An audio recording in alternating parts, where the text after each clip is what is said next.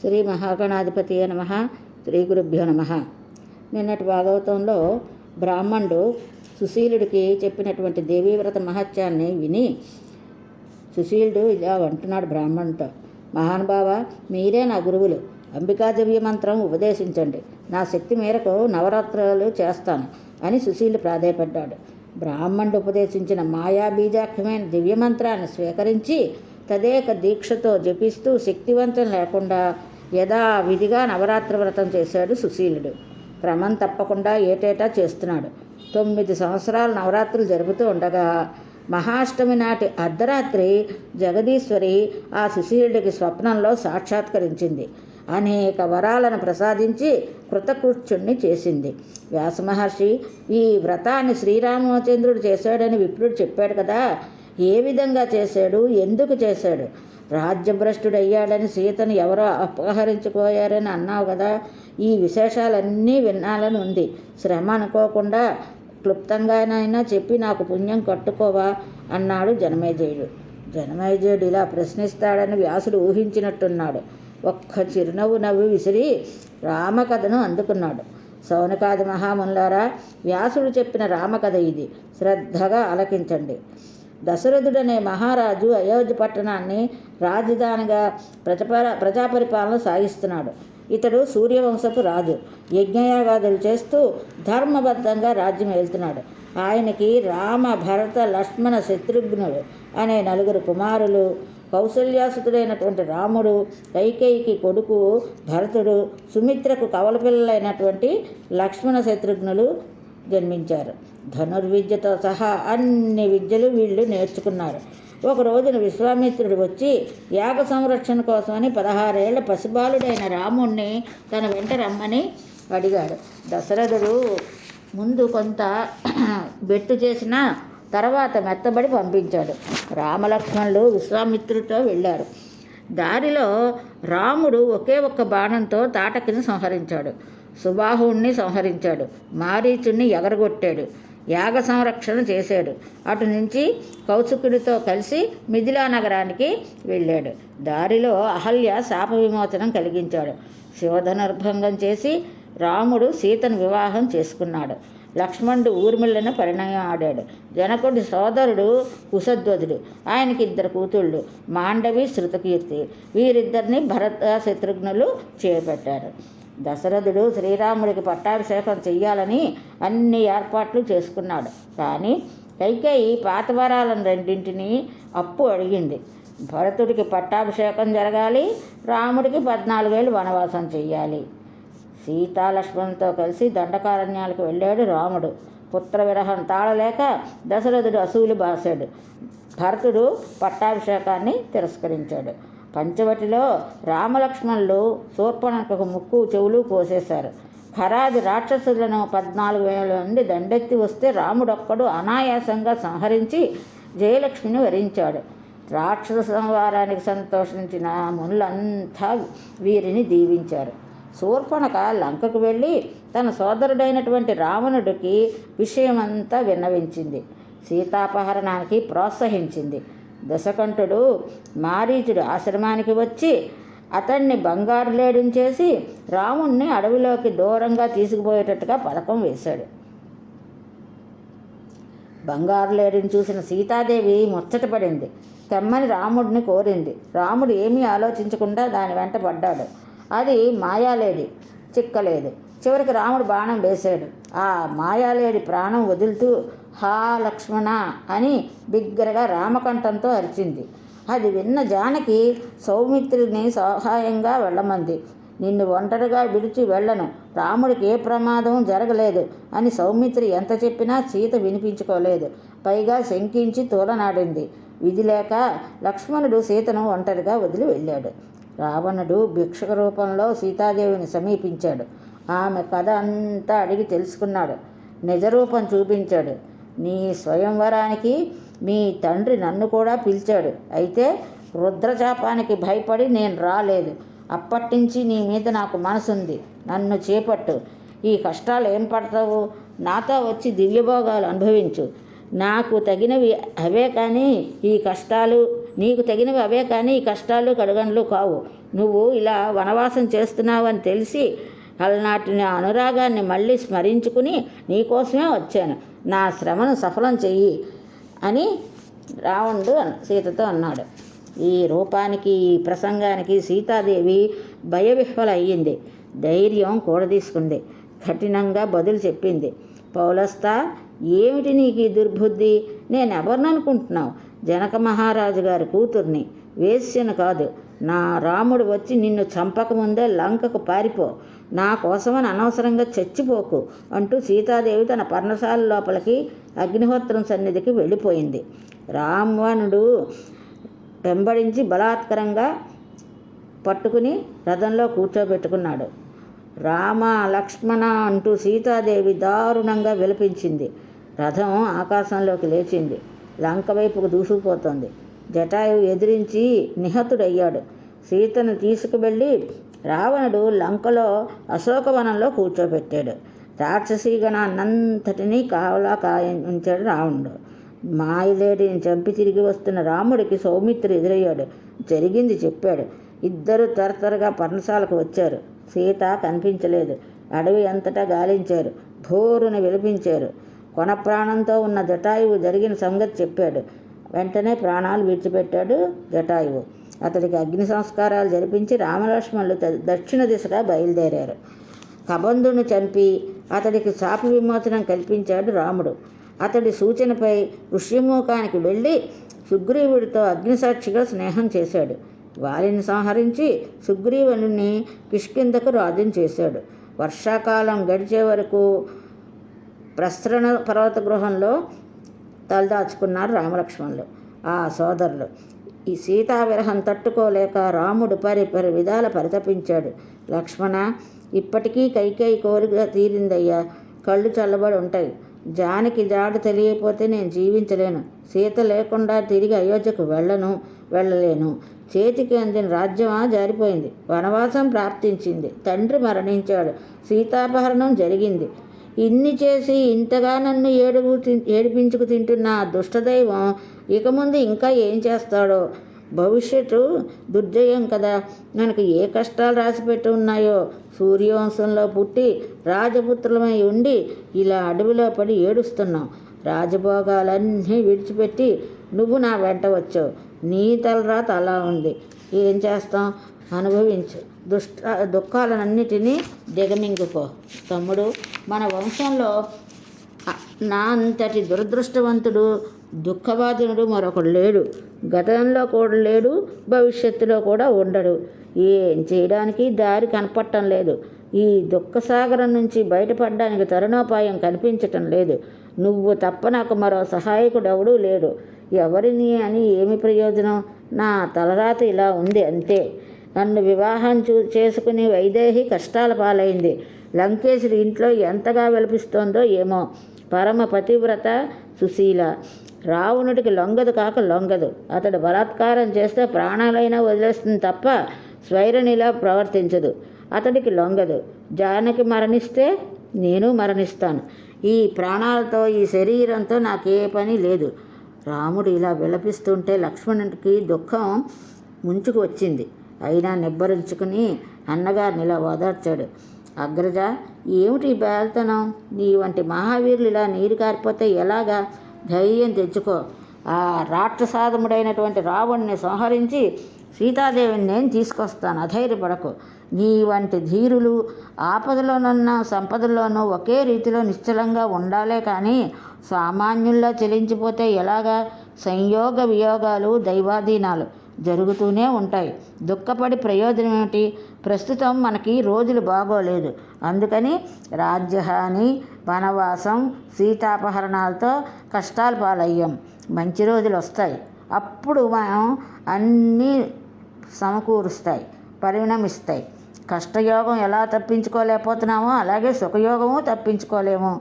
ఆ రోజులు వస్తాయి. సీతాదేవి లభించి తీరుతుంది. దుఃఖపడకు. కొంచెం ఓపిక పట్టు. సుగ్రీవుడి వానర సైన్యం దశ దిశలకు వెళ్తోంది. సీతమ్మ జాడు తెలుసుకుని వచ్చి మనకి చెప్తారు వాళ్ళు. అప్పుడు నేనే స్వయంగా వెళ్ళి ఆ రాక్షసుని చంపి సీతాదేవిని తీసుకొస్తాను. లేదా భరతుడినో జనక మహారాజునో ససైన్యంగా రమ్మని రావణుడి మీదకి దండెత్తి సంహరించి జానకీదేవిని తెస్తాం. మన వంశంలో రఘుమహారాజు కేవలం ఒకే ఒక్క రథంతో బయలుదేరి 10 దిశలు జయించాడు. అలాంటి వంశంలో జన్మించిన నువ్వు ఏమిటి ఇలా పడిపోతున్నావు? నేను ఒక్కడినే సకల సురాసులను జయించగలను. అటువంటిది నా సహాయకుడుగా ఉండి ఒక్క దుష్టరావుణ్ణి సంహరించలేనా? రఘురామ, సుఖం తర్వాత దుఃఖం, దుఃఖం తర్వాత సుఖం చక్రనేమి క్రమంలో వస్తూనే ఉంటాయి. అంతేకాని ఏ ఒక్కటో కలకాలం ఉండిపోదు. అయితే కష్టాల్లో సుఖాల్లో వచ్చినప్పుడు మనోధైర్యాన్ని పోగొట్టుకుంటే ఇక ఆ మనిషి శోకసాగరంలో మునిగిపోతాడే తప్ప ఎప్పుడూ సుఖపడ్డు. ఈ మాట మర్చిపోకు. ఇంద్రుడంతటి వాడికే సింహాసనం పోయింది. నహిషుడు అధిష్ఠించాడు. ఇంద్రుడు భయపడి పారిపోయి కొన్ని సంవత్సరాలు అజ్ఞాతవాసం చేశాడు. నహుషుడేమో సుఖాలకు కన్నుగానక మహర్షులను అవమానించి సచీదేవిని కాంక్షించి సర్వభ్రష్టుడయ్యాడు. శాపాలకు గురయ్యాడు. అంచేత కష్టాలకు దుఃఖపడిపోకూడదు. గట్టెక్కి ఉద్యమం చెయ్యాలి. అన్నయ్య, నువ్వు అన్నీ తెలిసినవాడివి, జగదేక వీరుడివి. నీకు నేను చెప్పాలా? ఇలా దుఃఖించడం ఎంత మాత్రమూ సమంజసం కాదు. ధైర్యం తెచ్చుకో. దుఃఖాన్ని, పిరికితనాన్ని మనసులోంచి దులిపేసుకో. ఇలా లక్ష్మణ ప్రబోధంతో రాముడు శోకం నుంచి తేరుకున్నాడు. ధైర్యం కూడగట్టుకున్నాడు. మామూలు మనిషి అయ్యాడు. సరిగ్గా అదే సమయానికి నారదుడు తన మహతి వీణపై బృహదాద్రాశ్రమమును పలికించుకుంటూ ఆకాశం నుంచి దిగి వచ్చాడు. రాముడు లేచి నిలబడి స్వాగత సత్కారాలు జరిపించాడు. అర్ఘ్యపారాదులిచ్చి పూజించాడు. శిలావేదికపై కూర్చుండబెట్టాడు. చేతులు కట్టుకుని చెంత నిలబడ్డాడు. ఇద్దరినీ కూర్చోమన్నాడు నారదుడు. కుశల ప్రశ్నలు వేశాడు. రఘువర, సురలోకంలో విన్నాను, పరమ సాధ్వి సీతాదేవిని రావణాసురుడు అపహరించుకుని వెళ్ళాట కదా. మూర్ఖుడు, తనకి మరణమని తెలుసుకోలేక అపహరించాడు. రామ, అసలు నువ్వు జన్మించిందే రావణ సంహారం కోసం. ఇందుకే సీతాపహరణం జరిగింది. పూర్వజన్మలో వైదేహి అనే ఒక మున్కన్యకు గొప్ప తపస్విని. రావణుడు కామాంధుడై అప్పుడు ఆమెను వాంఛించాడు. నాకు భార్య కమ్మని నిరోధించాడు. జుట్టు పట్టుకున్నాడు. తపస్సునికి కోపం వచ్చింది. రావణ స్పర్శతో కలుషితమైన ఈ శరీరం అగ్నికి ఆహుతి చెయ్యాలని నిశ్చయించుకుని రావణ్ణి శపించింది. దుర్మార్గుడా, నీ నాశనం కోసం మళ్ళీ నేను పుడతాను, అయోనిజిగా జన్మిస్తాను అంటూ అగ్నిలో దూకేసింది. అదుగో ఆ తపస్వినియే సీతగా జన్మించింది. రమాంస సంభూత. ఒళ్ళు మరిచి సర్పాన్ని దండగా వేసుకున్నట్టు రావణుడు వంశనాశనం కోసం సీతాదేవిని అపహరించాడు. మరో రహస్యం కూడా విన్ను. నువ్వు సాక్షాత్తు విష్ణుమూర్తివి, చావు పుట్టుకలు లేనివాడివి. అయితేనేమి, దేవతల ప్రార్థన మన్నించి రావణ వధ కోసమని రఘురాముడిగా అవతరించావు. మానవ జన్మ ఎత్తావు కాబట్టి మానవుడిగా విలపిస్తున్నావు. అంతే, ధైర్యం వహించు. అక్కడ లంకలో సీతాదేవి రేయింబవళ్ళు నిన్నే జానిస్తూ నీ రాక కోసమే ఆశగా ఎదురు చూస్తోంది. ధర్మపరురాలై సాత్వి నియమాలను పాటిస్తూ నీకోసమే విలపిస్తోంది. ఇదంతా దేవతల కోసం జరుగుతోంది కనుక దేవేంద్రుడు స్వయంగా కామధేను యొక్క పాలను బంగారు గిన్నెలో సీతాదేవికి పంపించాడు. ఆ అమృతాన్ని జానకీమాత స్వీకరించింది. ఇక ఆకలి దప్పిక బాధ ఉండదు ఆమెకు. నేను వెళ్ళి చూసి మరీ వచ్చాను. అదే అలా ఉంచు. రావణాసురుడు సామాన్యుడు కాడు, మహాబలశాలి, వరగర్వితుడు. అతన్ని సంహరించేందుకు నేను ఒక ఉపాయం చెప్తాను, ఆలకించు. ఇదిగో, ఆశ్వీజ మాసం వచ్చింది, శరదృతు ప్రారంభం. ఇప్పుడే ఆరంభించి దేవీ నవరాత్ర వ్రతం శ్రద్ధగా చెయ్యి. ఉపవాస దీక్షతో నిర్వహించు. జపాలు హోమాలు జరిపించు. జగన్మాతకు జంతుబలి ఇయ్యి. ఇది కామ్యార్చన, కోరికలు సిద్ధిస్తాయి. దశాంశ హవనం చెయ్యి. ఈ వ్రతాన్ని పూర్వకాలంలో త్రిమూర్తులు దేవేంద్రుడు చేసి అమోఘమైనటువంటి వరాలు పొందారు. భృగువు, వశిష్ఠుడు, బృహస్పతి, విశ్వామిత్రాదులందరూ కూడా ఈ వ్రతం చేసిన వాళ్లే, సిద్ధి పొందిన వాళ్లే. కష్టాల్లో ఉన్నవారు తప్పనిసరిగా ఈ వ్రతం చేయవలసిందే. అందుచేత రావణ వధ కోసం నువ్వు ఈ వ్రతం చెయ్యాలి రామా. వృత్తాసురుని సంహరించడానికి వెళుతూ ఇంద్రుడు చేశాడు. త్రిపురాసురుని సంహరించే వేళ శివుడు చేశాడు. మధుకైటవ సంహారం కోసం విష్ణువు చేశాడు. అంచేత విద్యుక్తంగా నువ్వు చెయ్యి, తేలికగా విజయం పొందుతావు అన్నాడు నారదుడు. నారద, ఎవరు ఈ దేవి? ఆవిడ ప్రభావం ఏమిటి? ఆవిడ జన్మ ప్రకారం ఏమిటి? ఈ వ్రతాన్ని ఎలా చెయ్యాలి? పేరు ఏమిటి? ఇవన్నీ సమగ్రంగా వివరించు దేవర్షి అన్నాడు రాముడు. అప్పుడు నారదుడు అన్నాడు, రామ, ఈ దేవి ఆదిపరాశక్తి, సనాతన, సర్వకామద. పూజించిన వారి దుఃఖాలను చిటికెలో తొలగించేస్తుంది. చరాచర జగత్తు అంతటికీ ఆది కారణం. త్రిమూర్తులకు అధిదేవత. ఆమె అనుగ్రహం, ఆమె శక్తి లేకుండా బ్రహ్మాది దేవతలు స్పందించనైనా స్పందించరు. విష్ణుమూర్తిలో పాలనాశక్తి ఆమె. మా తండ్రిలో సృజనాశక్తి ఆమె, అంటే బ్రహ్మదేవుల్లో. రుద్రుల్లో సంహార శక్తి ఆమె. ఈ సృష్టిలో ఏ చిన్న వస్తువు అయినా సరే అది ఆవిడ శక్తియే, ఆవిడ ఉత్పత్తియే. ఈ త్రిమూర్తులు, ఈ సూర్యచంద్రులు, ఈ భూగోళం ఇవి ఏవీ లేనప్పుడు కూడా మహాదేవి పూర్ణ ప్రకృతిగా పరాత్పరుడితో కలిసి వ్యవహరిస్తూ ఉండేది. నిర్గుణ స్వర్గుణ రూపం తాను సగుణ స్వరూపుగా మారి ముల్లోకాలను సృష్టిస్తోంది. బ్రహ్మాదులను సృష్టించి వారికి కూడా తన శక్తులను ప్రసాదించి లోక సృష్టిని నిర్వహింపజేస్తోంది. ఈ పరాశక్తిని తెలుసుకుంటే జన్మ సంసార బంధాల నుంచి ముక్తి లభిస్తుంది.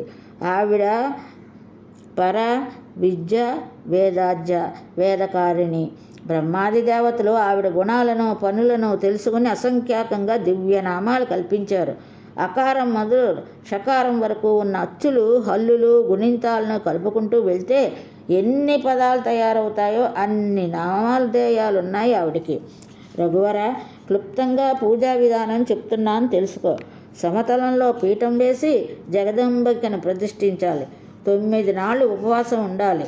నేనే పురోహితుడిగా దగ్గరుండి జరిపిస్తాను.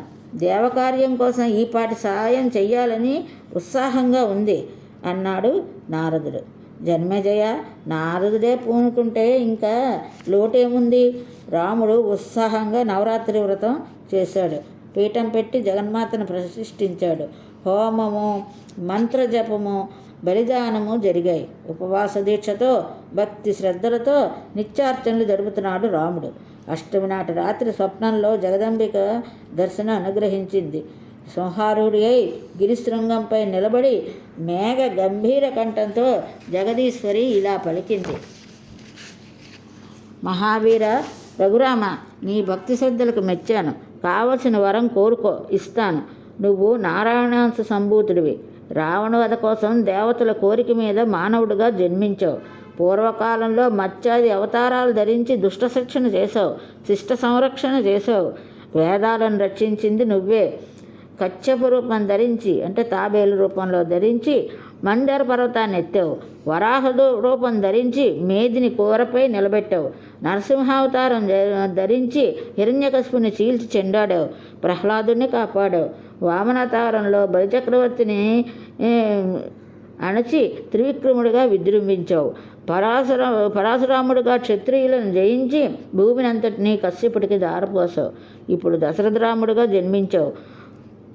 రావణ పీడితులైన దేవతలు నిన్ను ప్రార్థిస్తే ఈ అవతారం ధరించావు. దేవాంశ సంభూతులైన కపీశ్వరులు నీకు ఈ మహాకార్యంలో సహాయపడతారు.